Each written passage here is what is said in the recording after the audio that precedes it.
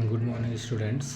देखिए class 12 chemistry chapter solution का ये फार्मूला है और मैं उम्मीद करता हूँ कि बहुत ही इम्पोर्टेंट फार्मूला है, सूत्र है, जिससे आपको भविष्य में बहुत लाभ मिलेगा।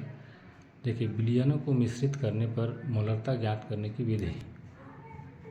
That means when two solutions are mix together then what will be the molarity of the resultant solution. Suppose T1 एक टेस्ट ट्यूब है और T2 दूसरा टेस्ट ट्यूब है। तो T1 जो टेस्ट ट्यूब है या जो पहला टेस्ट ट्यूब है उसमें जो हम लोग विलयन लिए हैं उस विलयन का मोलारिटी M1 है और वॉल्यूम V1 है। इसी प्रकार जो दूसरा टेस्ट ट्यूब है जिसको T2 से हम लोग रिप्रेजेंट कर रहे हैं उसका मोलारिटी M2 है और वॉल्यूम V2 है।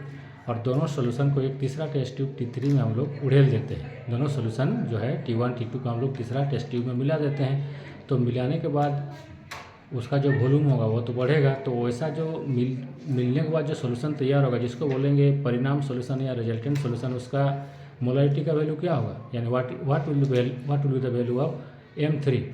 तो इस प्रकार का जो प्रश्न है या इस प्रकार से अगर कोई न्यूमेरिकल के आंकिक प्रश्न रहेगा तो आप इसको इस सूत्र से निकाल सकते हैं। सूत्र है M1 V1 plus M2 V2 equal to होगा M3 into V1 plus V2 या M3 into V1 plus V2 बराबर M1 V1 plus M2 V2। अगर M3 बराबर होगा M1 V1 plus M2 V2 divided by V1 plus V2। देखिए फिर से एक बार प्रश्न देखिए, जब विलयन को मिश्रित करते हैं तो जो परिणाम विलयन होता है, जो रिजल्टेंट सोल्यूशन है, उसका मोलारिटी ज्ञात करने का ये सूत्र है। जो अलग अलग सोल्यूशन का M1 V1 M2 V2 दिया हुआ है, जब इसको दोनों को मिला देते हैं तो जो परिणाम सोल्यूशन आता है उसका M3 का मान आप इस सूत्र से निकाल सकते हैं।